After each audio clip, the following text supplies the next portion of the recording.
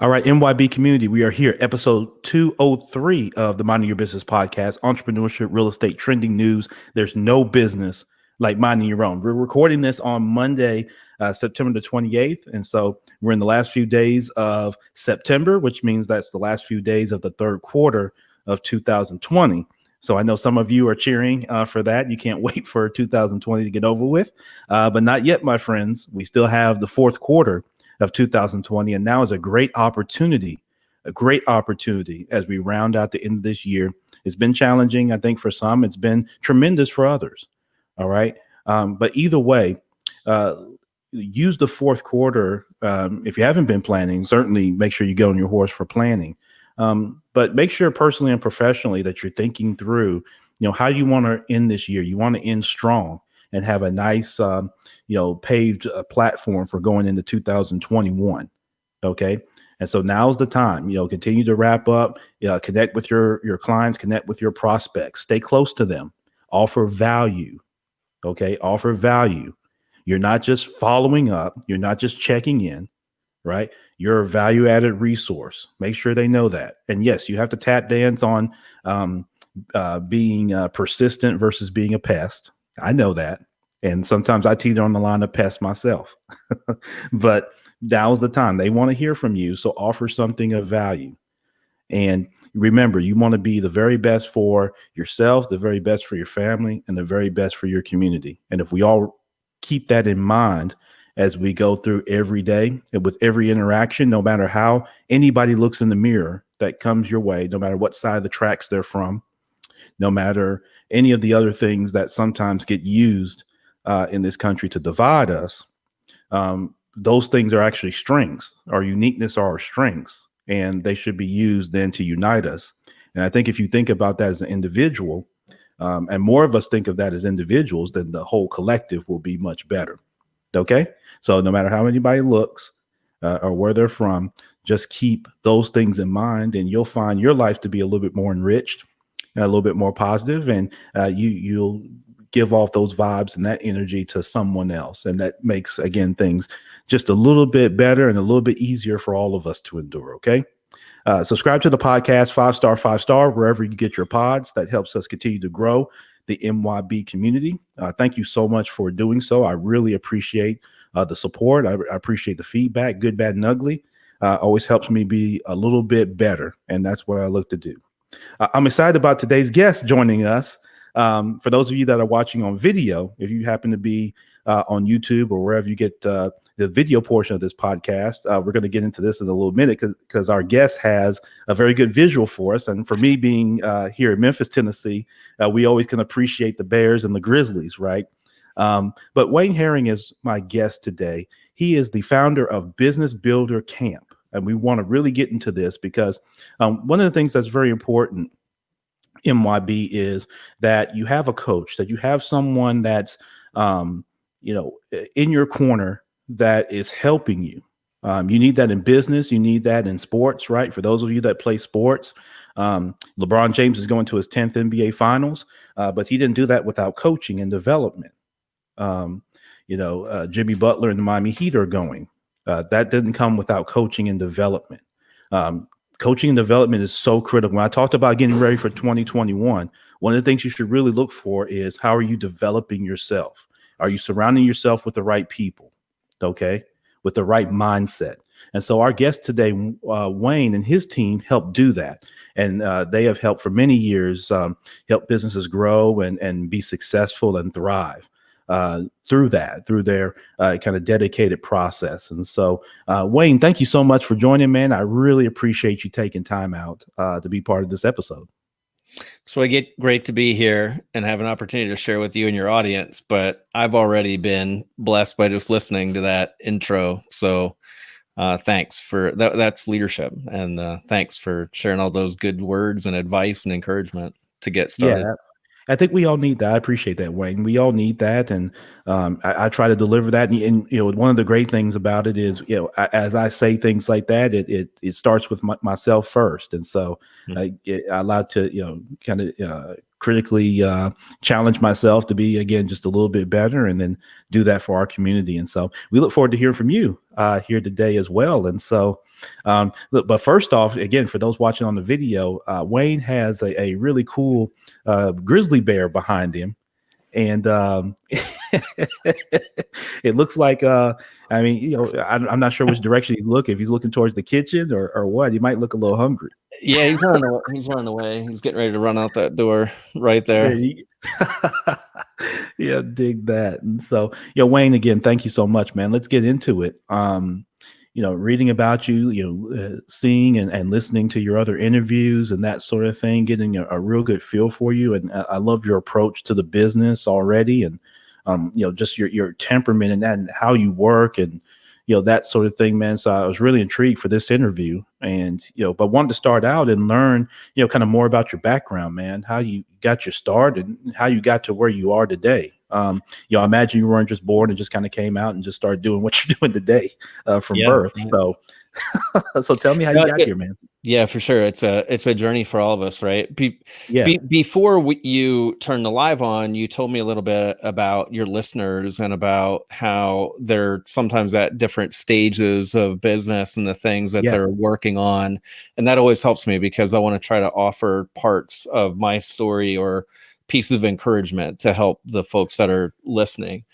And what comes to mind to play off of that is, life for me has been around business and has been around people who made it possible and realistic to start a business, have a business, and also supported me when I was working in a career and working in a company, working in the corporate world too. So so business interactions for me started with my grandfather.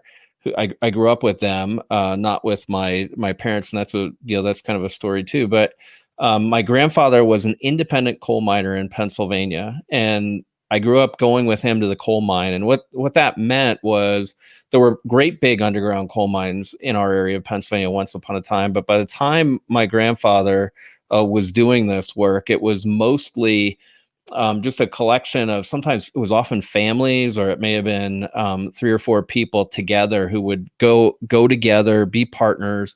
And it was like, that show Gold Rush, where, have you seen that, where they go to Alaska and they just go prospecting and they go dig and find gold and everything? Yeah. So being an independent coal miner was kind of like that, where they just went out in the woods and they dug a hole and they pulled coal out. And, around home with my grandparents, the quality of dinner had to do with how much coal came out relative to what the expenses were to do that. But I think what it taught me was like you can totally just go out in the woods and dig a hole and dig coal out. And if you're following the rules, right, and laws and environmental things.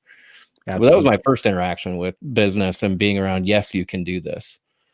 Yeah, absolutely. And so as you progress with that, do you go to school and that sort of thing kind of later on, kind of walk us through kind of that piece of your journey, Wayne, kind of how you develop the skill set. Obviously you had the great inspiration and being around it to hear the conversations and to hear how people respond to things, I'm sure benefited you greatly. And I watched my grandparents fight quite often about money. Like literally, I can remember scenes from my childhood of cash or not cash on the table, in the kitchen, and the tension that I felt through that. But then I have an uncle that started in sales for a big lumber company and ended up finding a partner and they got some money together, and he bought a lumber and building materials supply center. And I spent a lot of time with him in his office, like looking at pricing and him telling me how the business worked. And there was a possibility of going to work with him in his business rather than going to college. And then my dad was a serial entrepreneur who did he had some things that failed, had some things that, failure or setback, and he kept going. And eventually I worked with him in his independent used car dealership. So there's been a lot of independent startup, bootstrappy type businesses around my life. Not Google, not Uber. I mean, those things are great. That just hasn't been my Right. life. And then I did go to college. I was first generation college guy in my family, and my family was very insistent. I wanted to work, and they're like, no, you're going to school. Nobody else has been ever been able to do it. Yeah. And so I did go off to college and became a civil engineer and worked in that field for a while, until I realized that doing calculations and paying attention to details wasn't what I was gifted at. And I ended up going back to another business that my dad had started, which became a big success. He started in 1992. I helped him type some of the first contracts for a used car warranty company, which is what he did. And I typed the first contracts with him on my Tandy computer, and it ended up growing. I joined up with him in 2004 after 5 years in engineering. And long story short, he sold 80% of the company to a private equity investment firm. And then we stayed with them. And I learned a lot through that, through being a VP of sales and marketing in Mhm. the corporate world, and Sure. growing a sales team. And eventually we sold it to a publicly traded company. And along the way, I started an organic farm with my wife and my cousin. So, more business things coming in. I just kind of always been simmering in this, and it's been around. Yeah, and so and you've been in kind of this diversified, kind of pathway too. I mean, like I say, you've got corporate, you've got this really intensive, background in, like you say, bootstrap business, where, like you say, it's not the sexy Google where you come in and you got this huge balance sheet and you can kind of play around with it, and then maybe you've got other challenges. Bootstrapping, you're in industries where you're kind of somewhat eating what you kill, and you've got to make it happen every day.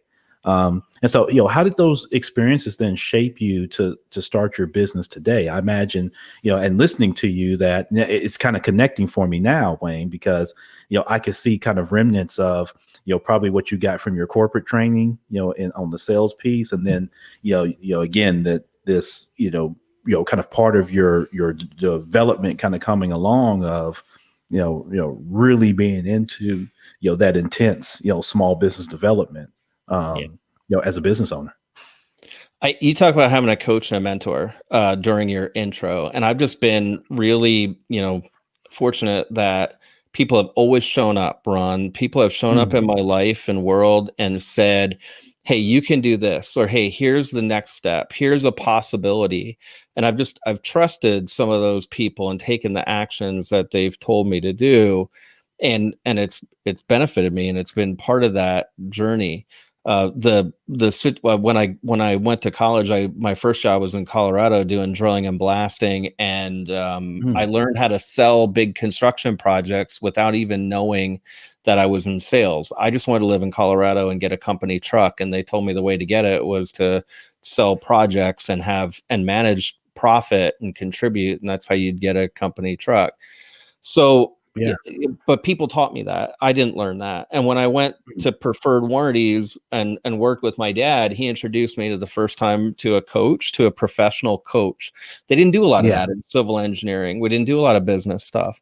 But dad had taken me to see Zig Ziglar when I was in high school. And Wow. same thing. Yeah, it was really cool. I saw Yeah. Zig Ziglar and Mary Lou Retton, and they'd like this motivational thing at Lehigh University. I went home and stood in the mirror with Zig's affirmation and read it. And at that time of my Yeah. life, nobody in my family had really been particularly successful in business. Like, my grandfather was a coal miner. We were Yeah. tenants at a sportsman's association. We, like, I'm not complaining. But sometimes we ate like potato soup and eggs and potatoes all the Mhm. time, and I didn't know why. Yeah. It's just because life was good, but we didn't have a lot. Right. And yeah, so being exposed to like Zig Ziglar and that, and then meeting a business coach when I went to preferred warranties with my dad, a guy named Warren Lewis, who's still very prominent in my life. Again, I just kept seeing more possibilities, more doors were opening. There were more first steps to be taken.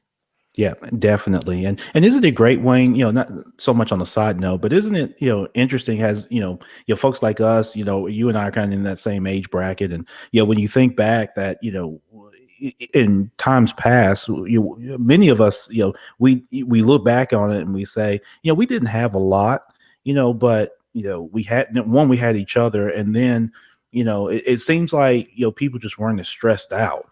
Um, That's true. Like people stressed about things. People, like you say, people would fight over things, but it seemed like it was just like a handful of things, not this whole vast deal that people now are dealing with. It seems like people in some cases have more as far as things, right? Yeah, for Now sure.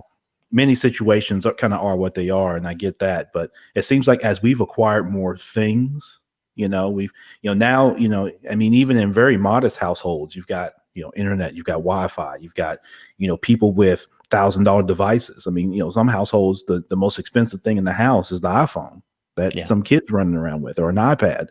um and it seems like we got more access to the world than ever, right? Think about, there was a time in our lifetime where you and I to talk like this would have cost us 40 cents a minute.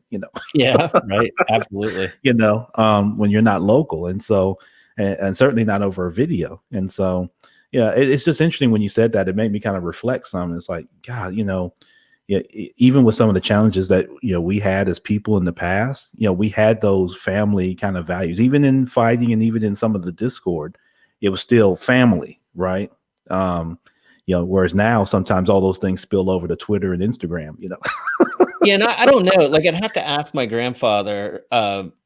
He's still alive, but Yeah. I wonder, like, what kind of pressure he felt when. I often think that because he would go to this coal mine, and sometimes they would not be digging coal; they'd be digging rock because there was no coal at hand. But he kept going Right. to work day after day after day, and I wonder if he worried about the same stuff about providing, because. But to your point, I didn't have friends that had gone to Disney World.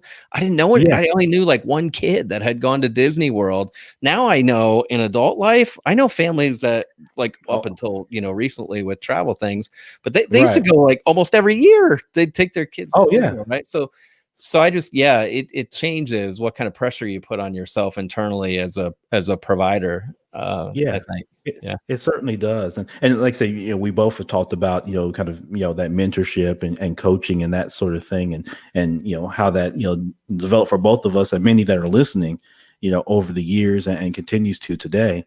So how did, so how did you get to your current business? I guess, walk me Sure. through, kind of unpack, business builder camp, because I'm intrigued by, that piece of coaching and development and what you've learned and what you've described in your upbringing, Right. to this business.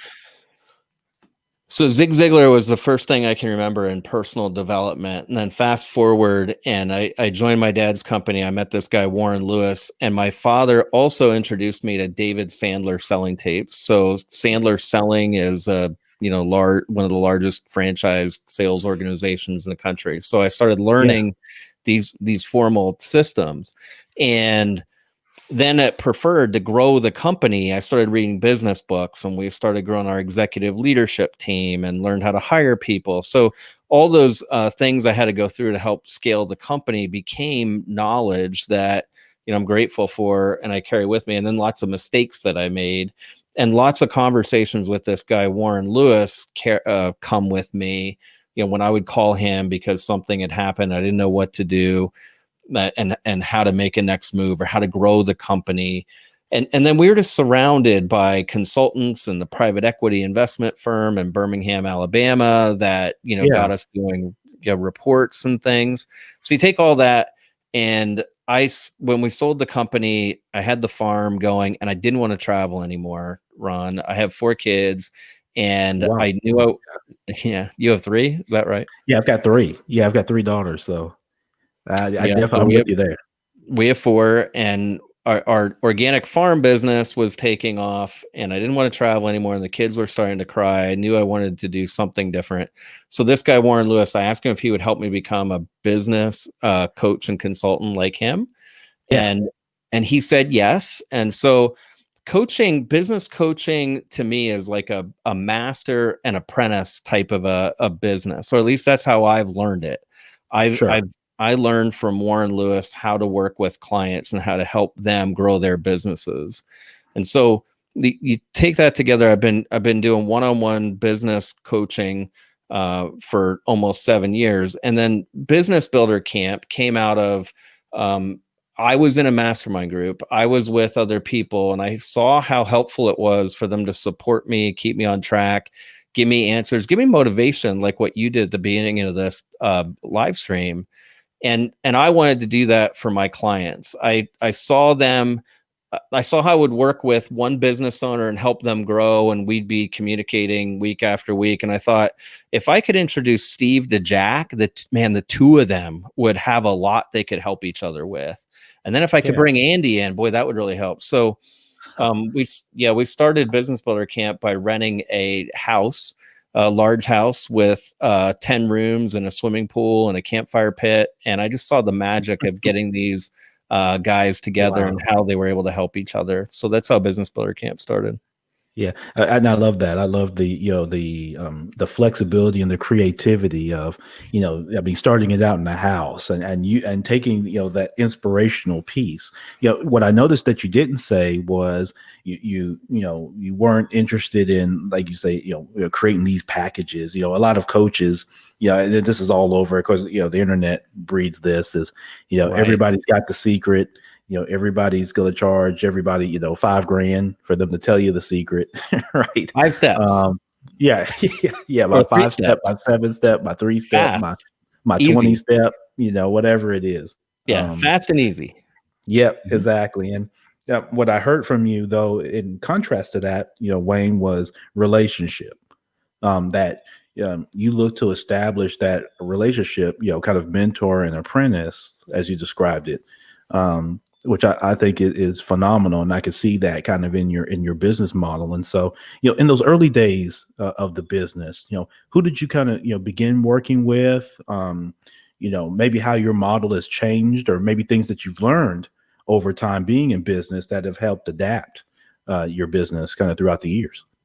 You gave everybody the advice, hey, we're getting to the fourth quarter and you all need to stay connected and you need to reach out to people and you need to serve them. And it's a balance between making offers and serving them. You do have to ask, right? You have to ask people, hey, will you join my program, or will you, buy my thing? There has to be a time when you do that. But This idea of serving, and this idea of really connecting with people, and this idea of there's no silver bullets or golden arrows, or we wish there were, and I suppose there are some that people find, but for the most part, it takes consistency and effort, and over and over and day after day. You got to know the right things to do, but then you got to keep going. So right, that's true. Yeah, very true.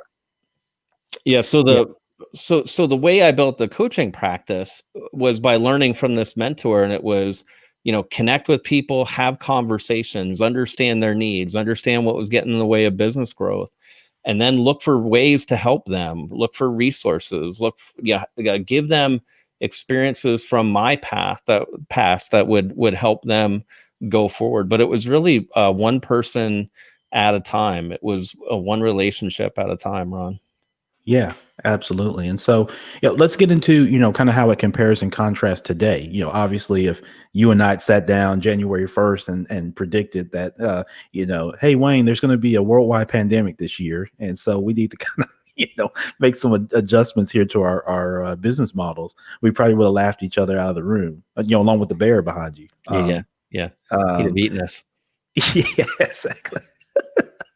Yeah. So, compare and contrast your business, Wayne, kind of, pre-COVID, right? Kind of how were things 2019, say a year ago, right? Yes. You're starting up, you're planning for 2020, right? Yep. You're rounding out 2019. Kind of take me to those days. And then once COVID hit, how has your business had to pivot or do anything a little different, than before? Yeah. So what has changed is that we haven't been doing live meetups, right? So Sure. I haven't, I've not been meeting with people live. We've been meeting on Zoom. I have to tell you, but other than that, the COVID hasn't changed anything. What COVID has done for me was I think it gave me a period of time to slow down and sit and think. And Business Builder Camp has grown, and our footprint of things we have out there that are serving people in a leveraged way, that all has grown. The podcast guest appearances started after COVID hit. Sure. Yeah. So the idea that, hey, we're going to have to, I need to personally slow down and start to build some systems. That all has happened post COVID. Prior to COVID, I think I was running really hard and making all the connections myself. And so you talk Mm, about how a lot of your listeners are at the stage where maybe they have a business, but now they need to start working their way back out of it and having some systems and processes. So it's not like all arrows are pointing back to them. right. And that's the journey that we've been on, is building more systems, using email, using social media, using my assistant, and having Mm. step one, step two, step three, and things that we regularly do. Yeah, So that's new. absolutely. Has anything changed with your offerings, kind of since then, as you're doing more Zooms, and what do you do to keep people engaged on Zoom? I think that may be, the $1 billion question that many people are facing is how do you keep, your end user engaged on Zoom, Yeah. when you don't have face to face? Sure. So part of it, Ron, is when it comes to Business Builder Camp, I don't even in the current environment, I don't only depend on Zoom. I just so happen to we're on video, right? But I'm going to hold Right. up. I've got a hard copy journal, Yeah. and I've got a big full size construction drawing sheet of paper, and then I have another handout. And the bottom line is that with my members in Business Builder Camp, one of the key kind of fundamentals of camp is that we get together 3 times a year and we do a plan. We work on our vision, so I'm looking far ahead down the road, right? But then Right. keeping my feet firmly planted in today, and putting down actions that I can do right now, immediately, so that I'm not stuck in like analysis paralysis. So I Sure. send out kits of hard copy things. The computer is great, but there's nothing like spending a day planning with pens and a big sheet. And then if I can talk to other people about my ideas and where I'm headed, it's that whole thing by publicly declaring it to other people. So that's the engagement. I think it can't just, for me in our program, it can't just happen on Zoom. And I'm Right. looking forward to the day when we can all be alive around a campfire again. And I think we're going to go for it in January. I think we're going to work to get guys in the group together live again, because that's our normal rhythm, is to do Sure. those plans September and January. But I Yeah. love I love getting gifts in the mail from other people and getting books and things. So Yeah. that's partly how we've been staying engaged. Yep, absolutely, absolutely. And so, what do you? Because none of us have a crystal ball on this thing, Wayne. But at what point do you see things, kind of, somewhat turning to where I don't like to use that term, new normal, because who knows what we were doing before was normal. Yeah, But right. there was reality before COVID. There's reality during COVID. COVID's not going to go away. It's just going to suppress, kind of like every other virus. It springs up in certain areas, and eventually you get mankind gets some level of control on it, so that it can you can progress in That's life. right. But at what point what do you see, and you kind of alluded to it at the end of your last comment, is where do you see some of the changes in behavior, not just for yourself, but just kind of in the business community all the way around, that comes as a result of going through this pandemic? Yeah. Well, you talk about how also some people in the audience might be thinking about leaving corporate world and going into their own business. Yeah. I was in that place once upon a time in corporate, and then like I said, I left that, and what I stopped doing was getting on airplanes willy nilly, almost, and Yeah. going to go see people. And if because I stopped it and then got out of it, I saw in hindsight how it was almost an abnormal behavior to do so much traveling like that. It Yeah. was life is with my kids and my wife on the farm and pigs and cows. that's my life. Everybody has their own life. Sure. But I think post COVID, I think we're still going to want to gather. I know I do. I want to go see the guys that I'm in a mastermind group with, and I want to gather up my folks in Business Builder Camp. But I think we're going to be more careful about it. And I have people who in the past would have said, I don't know what Zoom is. And now they're asking me, can we get on a Zoom call? And I'm thinking like, wow, I'm kind of burnt out of Zoom. I'd prefer to be on phone. So Right. I think we've adapted. Yeah. Yeah. We need to be I think, together. We need to be together. yeah. Well, yeah, we're social beings, by nature, of course, Wayne. And so, yeah, we definitely need to make sure that we still have that social piece. And, that whole term of, social distancing, it's more physical distancing, and we shouldn't be socially distanced from each other at any time. We should always be socially connected. And so I've always, tried to shy away from that term of social distancing. Right. That's not the part of the nature of the human being.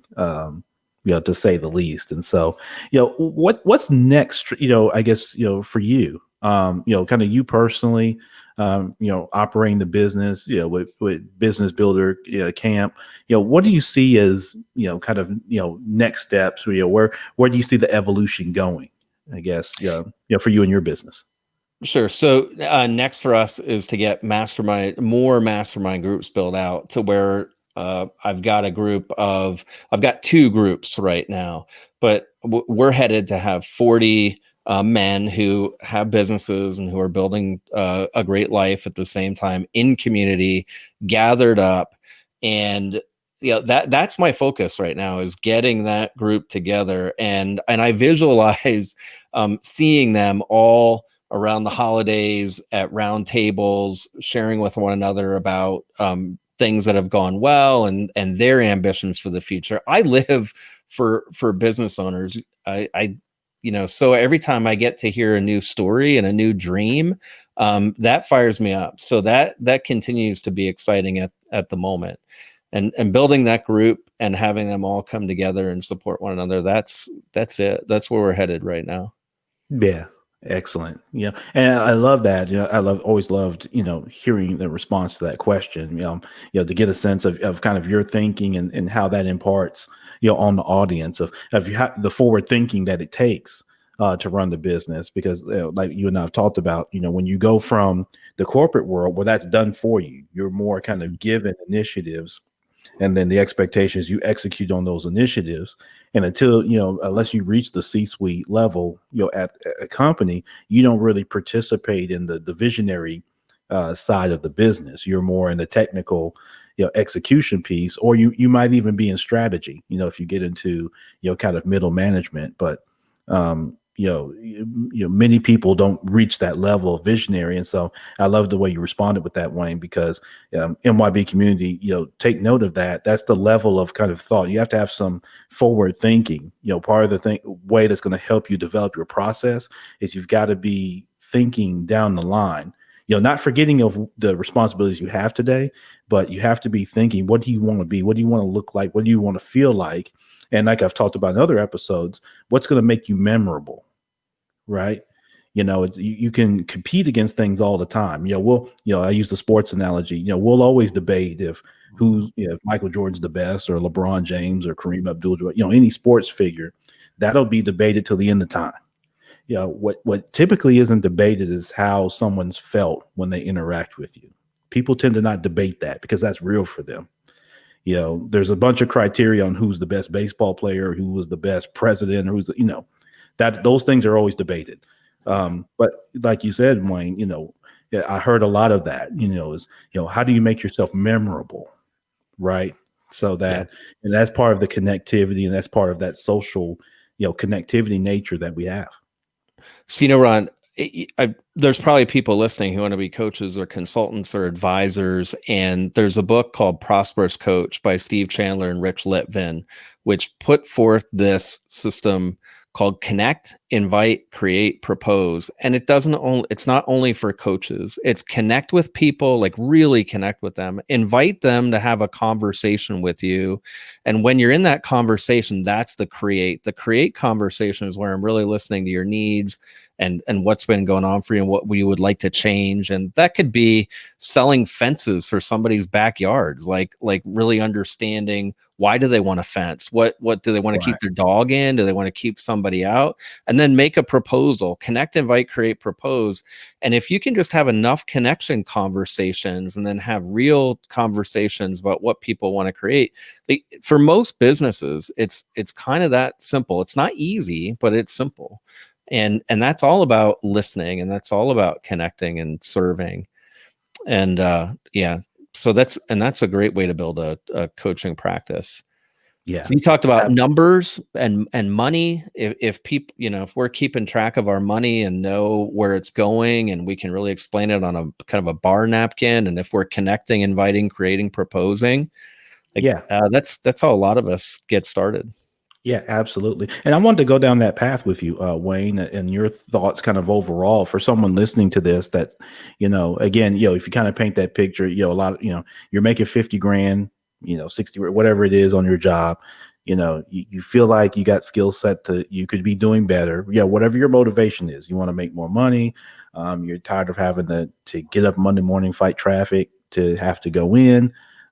Maybe you've been impacted by this pandemic. Maybe your industry is, suffered somewhat, whether temporarily or long term, just because of the impact of this pandemic. And so people are listening to this, and they're making that kind of money or whatever their situation is, and they're looking at it and they say, God, I really want to do this, right? For you, what would be some advice that you would give to someone? Again, like us, family, Sure. women, family men, it's, they can't just cut off the paycheck tomorrow, right? That wouldn't be smart or prudent of them. But they're looking at themselves, they're in our age bracket, they're, late 30s, they're in their 40s, maybe 50s, maybe even beyond or younger. What advice would you give them if, to get them to a point to where, they could, start and develop their own business?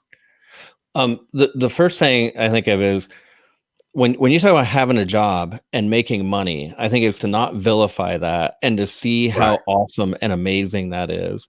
Exactly. And yeah, so Rich Litvin, the prosperous coach guy, calls that money work. So that may be your money work, and then this other thing is your sexy work or your exciting work or your visionary work. And just we spend so much time like feeling guilty that we haven't just gone for it.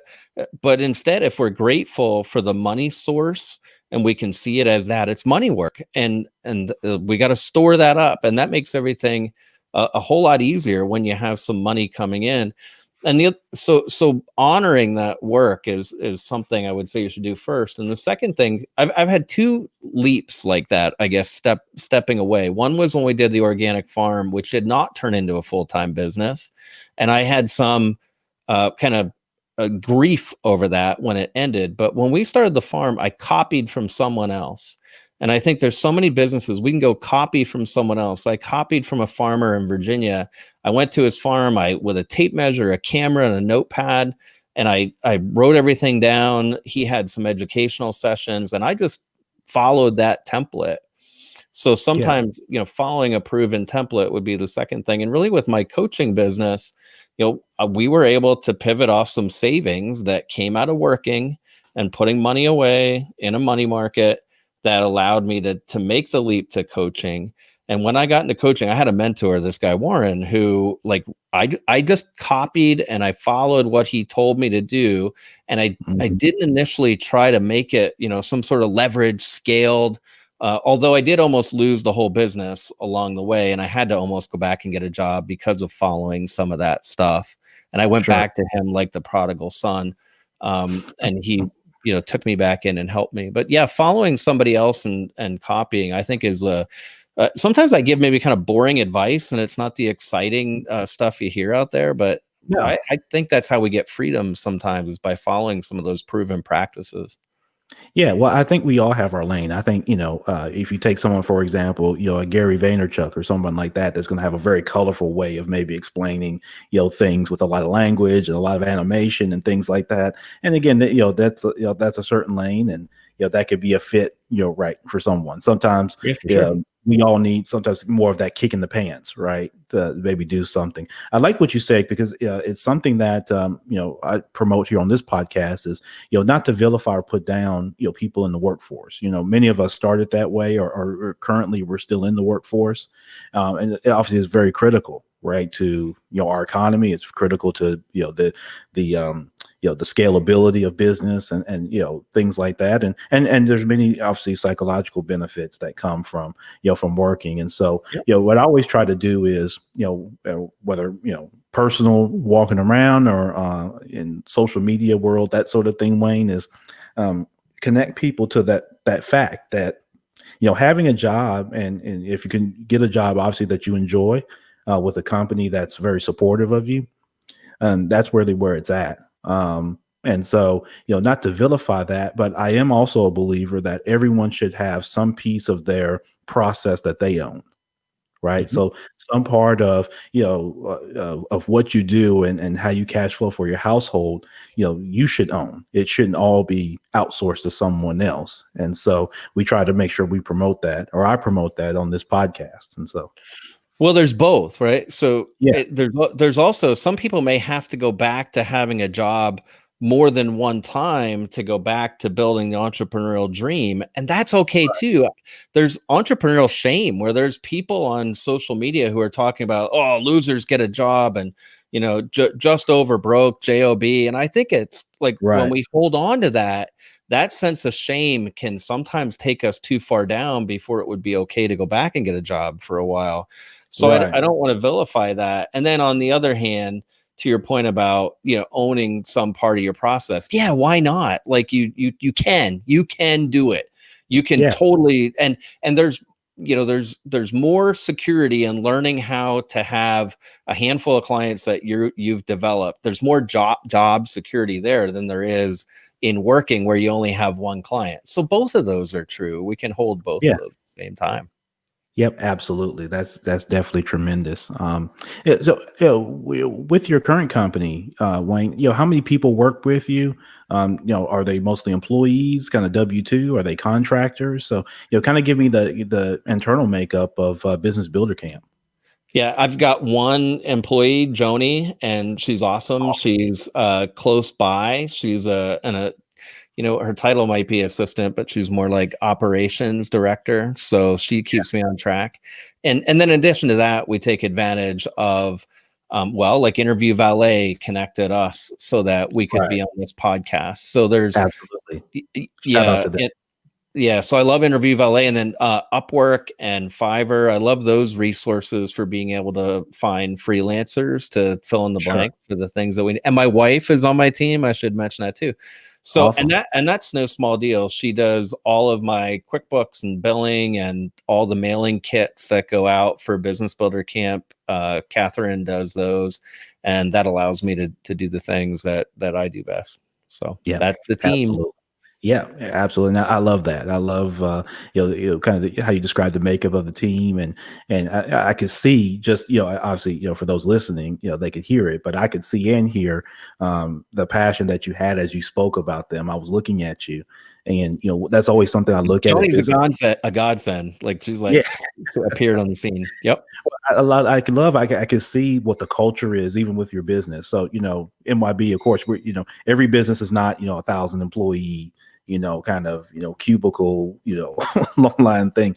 Wayne runs a very streamlined business with people very close to him, as many of you do listening, and I do as well. And, one thing I always look for, I love to see the exuberant facial expression as I ask that question and people talk about their team. It tells me a lot about the culture that they've established, and that they promote within their organization, because, like Wayne described, that, those folks are there, and they're engaged, and they help drive that common mission, that common approach.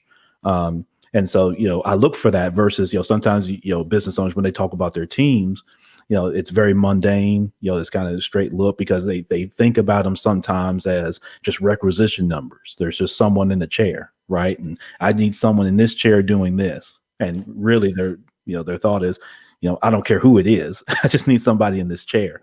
And that approach, sometimes is not as engaging, like Wayne's described. It doesn't develop relationships. And so when he talks about the people that are there on his team, even with a small team, I love to see him, shoulders kind of rise up, and, he's talking about, the roles that people play there in helping him, drive, business for his company and that sort of thing as for his constituents. So I appreciate that, Wayne. I wanted to point that out because it makes a difference in business when people have that kind of mindset. And I think that business owners, even at the corporate level, are developing that. When you talk about, all the work that's being done now with diversity and inclusion, and people at least being more interested in sitting down with their teams and learning and being sounding boards for, ways they can improve culture and environments. And so I think that's something that's come about as well.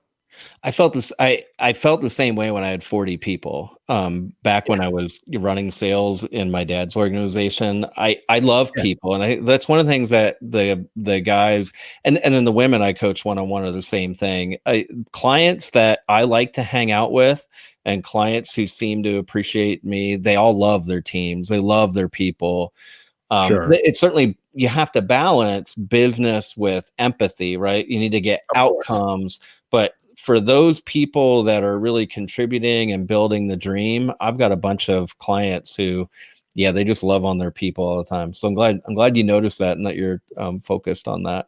Yeah, it is. It's always a major focus. As someone, kind of like you, I've, my background's in banking. I was, 17-year banker before kind of, getting out and kind of, with what I'm doing today. And, I was in the C-suite. So I had, at the last bank I was at, I had 96 employees, which was 2/3 of the employee count. And that included 10 branches and then a 20-seat call center. And then I had 2 directors that reported, along with me. I don't always like to say under me. They were, along with me, and we were part of that team. Yep. And so, I took that approach, to that business because I had come up through the ranks in banking, right? So I had been at every position. So I knew what it was to be the part-time teller. I knew what it was to be the vault teller. I knew what it was to be the branch manager. And, so I experienced, those in my career. And so, like you said, that endeared me to people. And you're right, there was expectation to perform. And there were outcomes that were obviously most desired, tied to the overall goal and mission, of course. And but I looked at and I had different coaches and mentors. We were talking about that. I had some that's how they saw people was requisition numbers. Everybody was ABC-002, right? And so that's where I learned.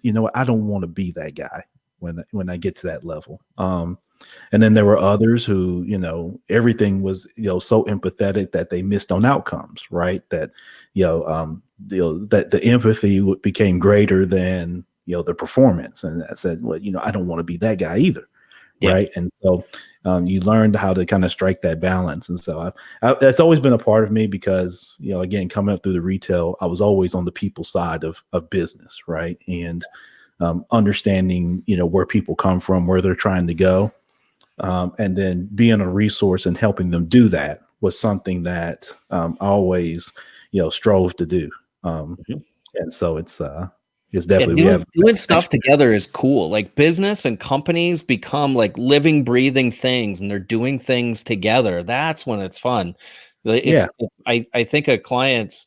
I got a guy, Steve Curian, who is a salmon boat fisherman, and they go to Alaska on their boat and they do it together, right? Yeah. And there's another guy I work with. They've got this company that sells 18-wheeler trailers, and they've built this thing person by person, department by department, and the mechanics work with the people that sell the trailers and the ones that repair them when they go bad. Now you got marketing people doing videos together.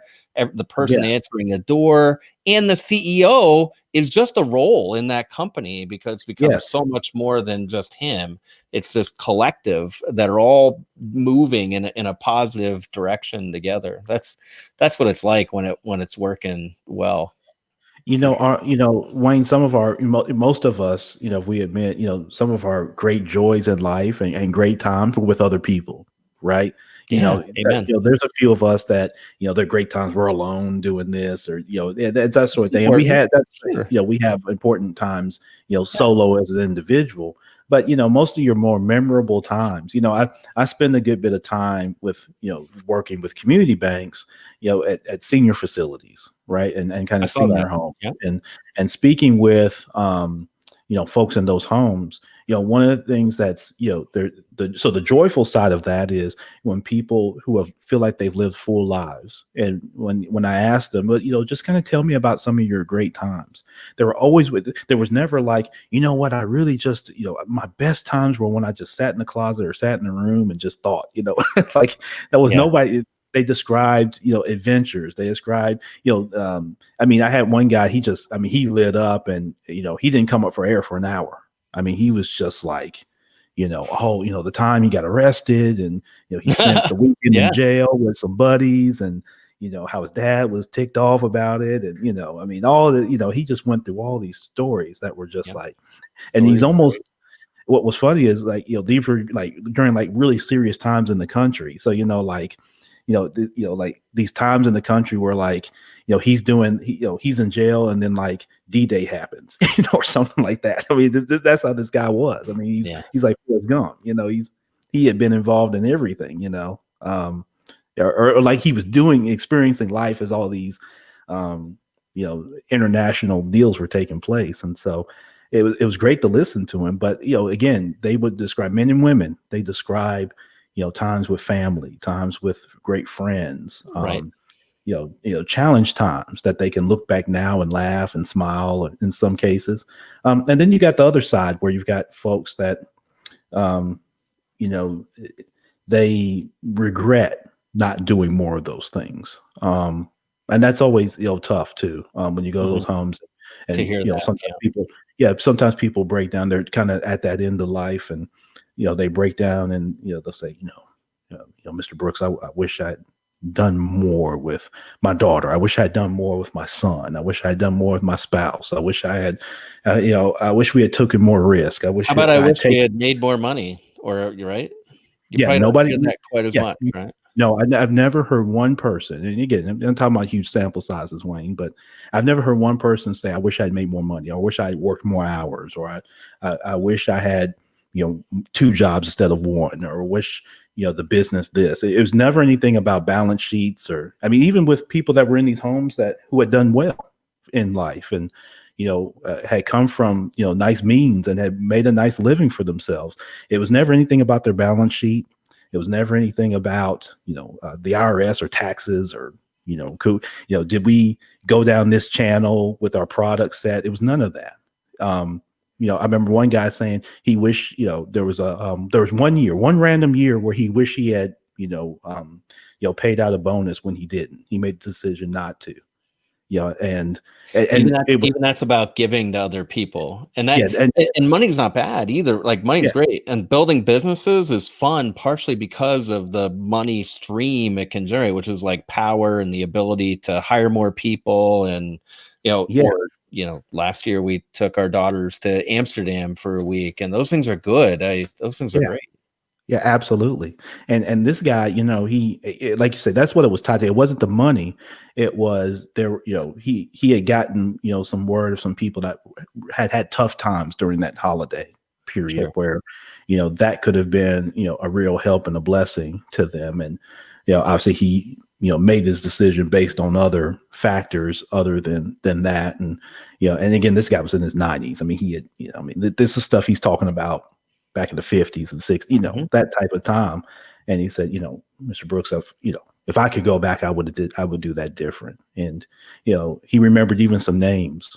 And again, this is back when CEOs lived amongst, like the CEO would live in your neighborhood. It wasn't, like now, where, And so, he would run into employees at the grocery store. They would go to church together, that type of stuff. And, he said, I wish I had made a different decision on that. But so those, conversations become sometimes a little tougher to hear, just, because you can see, it's something that, it might have been 40 years ago and it still might weigh on a guy. Or a woman. And so it's just, I say that just for all of us, to, just have that mindfulness of, like you're saying, Wayne, that connectivity, and that, we're all in this together. I always gave this analogy that, as a black man, I'm 39 years old, my palm looks, my palm's not black, my palm's white, right? On my hand, both hands, and at the bottom of my feet. If I cut myself on either side of my hand, it bleeds the same blood, right? Absolutely. If someone stabs me in my palm, right, it's going to bleed, and I'm going to yell, and it's going to hurt. Same, and so we're there's so much more that we have that should unite us than it does. I think in this country, that's unfortunate, but. One of the great things about business, kind of like sports and some other things, is they can be great unifiers, right? Yeah. And they can be areas where they unite us together. And so it's funny here in Memphis, where we've had a lot of racial challenges. When we talked about Grizzlies and with the Bear, when the Memphis Grizzlies are in the playoffs, you will have a 70-year-old white woman and a 25-year-old black man sitting next to each other here at FedEx Forum, singing a rap song called "Whoop That Trick." Yeah, and they'll say it together. They've got something they're unified around. Yeah, they're unified behind that, right? The challenge is when they leave the stadium, they go back to their worlds, right? And then if they see each other, there's maybe a fear on both sides, or a lack of understanding on each side. Which again, that's some of the challenge we have overall, is how do we get from cheering together for the ball team to where we can cheer for each other away from that, right, in life, and not feel any type of way about that other than positivity from person to person. And so I think that's where we've got work to do, whether that's on Sundays when church service starts, and much of this country is still kind of segregated in that sense, although that's made improvements in some areas. And then, like you say, when it comes to our major league sports, we unite when we're putting money on the Patriots, or we're at the game, cheering on. We're podcasts where a white dude from Pennsylvania that grew up in an area that didn't have any diversity is hanging out with a guy from Memphis, Tennessee, who's African American, right? Like, conversations, it's really hard to not like people when you spend time with them and actually talk with them. And then when you share experiences like growing up or about kids, it's if we can get off of social media and not just look at each other from a distance, but actually talk, that's when those barriers, I think, start to fall. So yeah, you're exactly right. And that's been one of the great joys of this podcast, to be honest, Wayne, is meeting great folks like yourself and many of the diverse folks that I've talked with, so far across my podcast journey. That's been a great thing. And I shared this with my dad once, that, Dad, one of the benefits of, this era is I get to talk to people that I normally would have never. I mean, you and I would have, unless we came to each other's town, or I went to an event you had or something like that, there is probably very little chance that you and I would ever, one, meet, and then two, even have some kind of lengthy conversation. And so that's one of the benefits of today, and keeping that mentality is, people like you and I get a chance to meet and learn about each other. And you find out, no matter where Wayne's from, right, or what he looks like again in the mirror, like I talked about in the intro, Wayne's a human being man, right? And, we have a lot in common, more so than we even have differences, right? But we only learn that, like you said, from us having, this conversation. And you find out, what, Wayne wants what I want, right? He wants to be a little better for himself, a little better for his family and his community, his business. And outdoor travel. Your bio said outdoor travel. I don't know what it is, but I wrote that down. Yeah. So, I mean, for me, yeah, I mean, I love, taking family, even before all this COVID stuff hit, we love to, kind of go out in more of the rural areas. We've got two puppies here that we picked up. They're little, country dog cocker spaniels, and we picked them up as puppies. And so they're here with us. Probably here making noise now, but I did. I heard one. Yeah. yeah. So they're running around here with my daughters, who are probably on break right now. For Well, all one of of you them that came in the background too. yeah. So say the printers in here, I kind of micromanage the printer I from think that's what it managing was. that It was a resource. printer run. Yeah, because with when you got elementary school girls, Wayne, as you know, you got to watch, what they, not that they print anything that's wouldn't be right, is how much they No, how print, much how they're much using they it, how much they're yeah. printing. Sure. So I have to kind of Absolutely. watch and micromanage a little bit the paper and the ink. Well, you guys just to make you sure. come to Pennsylvania, come to the farm. Yeah, Come see the cows and the pigs. yeah, we need to. Yeah, we And like together that is rule. good. Doing life together, meeting people, like you said, to the internet is good. That's what this camp thing is all about. Is doing business, growing together. Yeah. Yeah, definitely. I gotta take you up on that. We don't make it to Pennsylvania. We spend some time, because I do a lot of business with banks in the Midwest, and so I spend some time there, Wayne. But yeah, matter of fact, let's see. I think it was beginning of 2019. I met with some banks in Pittsburgh. So I flew into Pittsburgh, and then I drove to Philadelphia. Yeah. A 5-hour drive, and met with some banks up there in the Philly area. But yeah, we're gonna have to make it up there. I definitely want to look you up and take you up on that, because we'd love to stop by and again meet. I've got a building where partially used for our coaching, and there's my in-laws sleep out there. We got all the mattresses. There's a shower in there. I don't mess around when I give out invites like that. So there you go. Anyway. Oh yeah, that's real living. Now, I'm not inviting everybody that's listening to your show, although Yeah, who knows? I was gonna say everybody. You don't want 1 million people showing up. We're not having one of those internet parties. Podcast. It's not one of those internet party flash mob thing, whatever. Everybody shows up with their mask on. Hey, I love new people and new families and sharing the country with them. So who knows? We're pretty open. I love that, Wayne.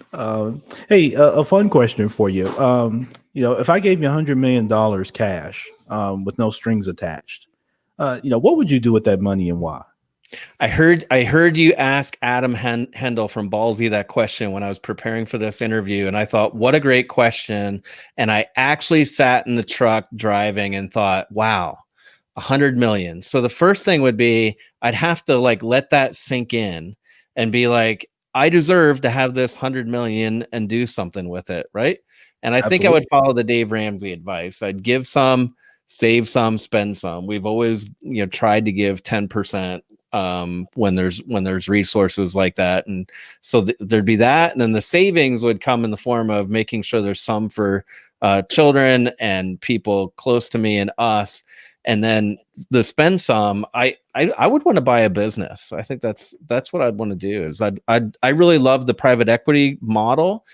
Those people that had bought put 80% in my dad's company, I learned a lot from them. So that's what I think I'd do with the rest of it. It'd be fun to have a little fund and go buy one or more companies. Yeah, absolutely. And I'm kind of with you there. One of the things that I always would like to do with something like that is support kind of that small business, like you're saying, get into really good industry and help people kind of elevate their business, and let that be let that funds as well as involvement be a resource to that edification. And so I'm right with you there. I think that's tremendous. As we wrap up, Wayne, I kept you way longer than I anticipated, but it's just been a tremendous dialogue. I find that to be the case a lot of times. I think preparing for these conversations, and I say, oh, we'll probably go 30, 40 minutes, and then it always ends up going over just about, because just end up having such a great time, and I learned so much through these dialogues that help me when I get off. But just what are one or two just kind of personal best practices that really work for you, Wayne, that you think will work for someone listening to this, that when this episode's over and they go back to life, right? And say, hey, I enjoyed that conversation with Wayne and Ron, but what do they go do, right? And so I'm always cognizant of that. So again, what are one or two just kind of best practices that you think will work for, someone listening to this?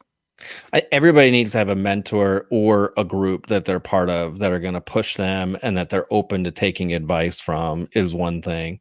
The second thing is when you read books and they say, here, write this down, I make a habit of writing down what they tell me to write down or fill out the grid in the book. So that would be the second thing. And the third thing is having a morning practice, having a routine, doing some quiet time, some meditation, and looking ahead to what it is you're trying to build, but then also writing down one or two doable steps for the day. Those are things that have really helped me, Ron. That's tremendous. That whole thing of connectivity and relationships, and being around the right people, and then cultivating that helps your mindset so much. I think sometimes many that are listening to this are sometimes just not around positive minded, forward focused people. And that's difficult to adjust, especially depending on how close they are. Because that person that's not could be, a child, it could be a spouse, it could be a parent, it could be another family member, maybe a really close friend.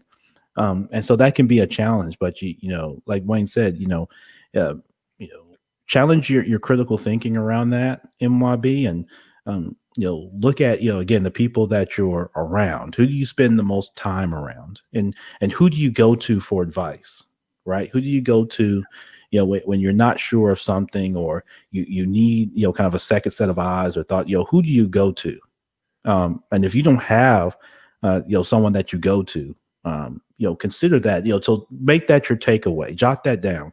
That one of the things after you get done listening to this episode is, like Wayne mentioned, I want to go find someone, make a connection with someone that is, not where you're from, maybe not blood relative, that, maybe, at a few levels, maybe advanced than you, in their business walk, and make a connection with them. And, it's not about, will you be my mentor? And, me, right? Remember, MYB, we get away from that. It's bi-directional. It's a two-way street, right? So, find someone that you can go help that's, maybe a little bit more advanced, and say, hey, I'd love to learn more about you, and maybe I can be a resource for you. And you'll find that those relationships that you develop could take you so far. And so what Wayne's saying is powerful. We're all making it up, so we might as well make it up with people that are optimistic and want to build something and do something, and people want to help you. When they see that you're working hard and you're putting effort into things, they will want to help you without a doubt. Yeah. Yep, absolutely. That's a great point as well, Wayne. And so Wayne Herring is our guest today. He is the founder. I was going to say co-founder. He's actually the founder of Business Builder Camp. How can people get in touch with you, Wayne, and with your organization if they want to learn more? Can they go to businessbuildercamp.com? Is that kind of the best route for them to learn more and kind of get engaged there? Or? Yeah, so we created a page for your listeners to make it easy, and it's businessbuildercamp.com/MYB for minding your business. So businessbuildercamp.com/MYB. And if they go there, there's a way that they can enter their email address. And what I did is put together 6 days of emails that'll come to you with the tools that we use in Business Builder Camp, like the Wheel of Life, the end of day inventory. I give them the 120-day plan, the large sheet that I showed you that I was folding out. And I put a video with all those so they can get to know me a little bit better, get to know a little bit more about camp and the farm, and they get to see cows and everything. But really, I want to make that actionable, that people could print those. If you never talk to me again, like print those sheets out, use them, and I hope it blesses you and your business and your family. So /MYB. Yep, excellent. That's tremendous. I really appreciate that, Wayne, from you and your team to do that for me and the audience is tremendous. So that's businessbuildercamp.com/MYB. That's in the show notes. So you could click right there, go right there, engage in those resources, and engage in Wayne and his team, and let them know that you heard them right here on the Minding Your Business podcast. Wayne, you're a guest on many podcasts. Are we going to hear the Wayne Herring podcast anytime soon? Yeah, we've been doing some expert interviews with guests that help our folks build businesses. So yeah, we have like 3 episodes out and 2 more recorded. So yeah. Absolutely. Well, So thanks I'd for like to, asking. yeah, as you develop that and put that out, I want to make sure I get some of that so we can share with this audience. Always like, sharing other podcasts along with this one, and particularly from our guests who have or engage in podcasting. And so, if I can get those, I want to make sure that those get shared out For to sure, this yeah. audience. We'll have a conversation with you one day Yeah, as well. absolutely. Yeah, I'd love to do it. So I'd love to be Okay. a part of that and be on there. So just reach out and I'll do it. You got it. Thanks. Yeah. Listen, Wayne, thank you so much for your time. I really appreciate it. Best Back at wishes to you. you and your family and your business. And again, if I could be a resource for you, albeit from here in Memphis, I definitely want to do so. And I'll reach out. Family and I can get on the road, and we'll stop through Pennsylvania. We'd love to stop by the farm there and run around with a pig or two. People can't hear it. I'm leaning in. I'm looking at you. I mean it. I mean Yeah, it. Come on absolutely. over. Yep, All let's right. do it. Yep, let's do it, man. Wayne, again, thank you so much, brother. I appreciate it. You bet. Thanks. Right, excellent. All right. That was Wayne Herring, founder with Business Builder Camp. Make sure you go to businessbuildercamp.com/MYB to check out more of the available resources and just learn more about how you can engage. And if you're looking for someone to engage with, you just heard him here on the episode. I think he'd be someone tremendous, as a resource to help you build your business. And you need, that level of expertise and that level of temperament, MYB, to be honest with you, as you develop your business, and that's part of building your team and just helps you be a little bit better. You can check out more of me, champronbrooks.com. Thank you so much for your feedback on the website. I really appreciate that, being able to connect with all of you. And of course, you can email me, ron@champronbrooks.com. Listen, we're going to get out of here. This was episode number 203 of the Minding Your Business podcast. Go be great for yourself, be great for your family, be great for your community. If you keep those 3 things at the top of your mind, again, you will be the very best you who will ever exist, because you are. You're the very best you who will ever exist. There'll be no one in history that'll be you. Okay? So you make history every day. So now what are you going to go do? Okay? You could be great. All right? It doesn't matter who's in the White House. It doesn't matter about the virus. Be careful with both. But at the end of the day, yeah, you live your life every day and go be great. Every day is a blessing and an opportunity for us all on this side of life. And so go do that. Champ Ron, the Minding Your Business podcast.